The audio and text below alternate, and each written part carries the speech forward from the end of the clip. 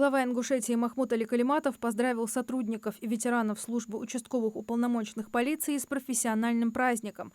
Цитата. «Их работа – одна из самых близких к людям. Они не просто следят за порядком, а выстраивают доверительные отношения между жителями и правоохранительной системой. Это огромная ответственность, требующая не только профессионализма, но и человечности, терпения, а порой и готовности к самопожертвованию. Уверен, что люди, которые обеспечивают спокойствие в наших домах, заслуживают не только морального, но и достойного материального поощрения. Именно поэтому во время своего последнего визита в МВД республики обратился к руководству с просьбой чаще инициировать вопросы поощрения участковых. Со своей стороны готов поддерживать такие инициативы. Особую благодарность выражаю нашим ветеранам за верность профессии, высокий профессиональный уровень и те традиции, которые они передают молодым коллегам. Желаю всем участковым полицейским крепкого здоровья, спокойных дежурств и уважения со стороны тех, ради кого они служат». В перечень благотворительной и волонтерской деятельности включат увековечение памяти жертв геноцида советского народа. Соответствующий законопроект принят депутатами Госдумы в первом чтении.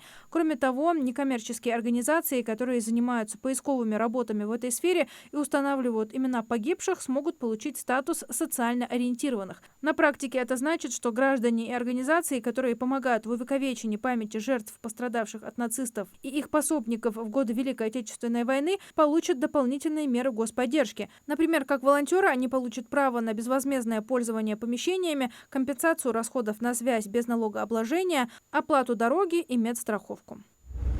Рособорнадзор сохранит право на пересдачу одного из предметов ЕГЭ в следующем году. Об этом на встрече с родителями учащихся заявил глава ведомства Анзор Музаев. При этом, по словам Музаева, в добавлении еще одного дня или увеличении количества экзаменов в рамках пересдачи в настоящее время необходимости нет. Как уточнил глава ведомства, со следующего года сдача ЕГЭ всегда будет начинаться не раньше 1 июня. Говоря о предметах, Музаев отметил, что разделение ЕГЭ по русскому языку на базовый и профильный уровни, как это сделано в случае с математикой, не планируется. По его словам, русский язык – это один из лучших предметов по средним баллам ЕГЭ. Модель сдачи этого экзамена отработана годами, добавил он.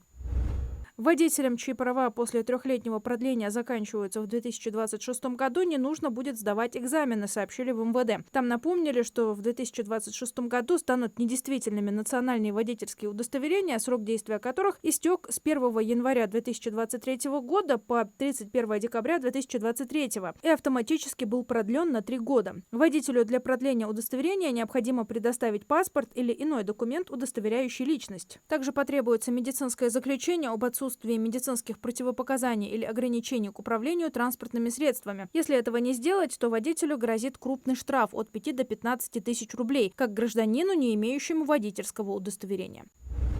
С 1 сентября 2025 года российские банки обязаны отказывать клиентам в выдаче карты или открытии онлайн-банка, если сведения об этих клиентах есть в базе данных Банка России о мошеннических операциях. С таким разъяснением выступила пресс-служба Центробанка. По словам сотрудников ЦБ, при отказе выдачи карты банк уведомит человека и укажет причины отказа. В регуляторе отметили, что запрет на заключение такого договора действует на период нахождения сведений о клиенте банка в базе данных регулятора. После исключения информации о клиенте из базы данных банк не вправе отказывать человеку в предоставлении платежной карты или доступа в онлайн-банк при отсутствии других ограничений.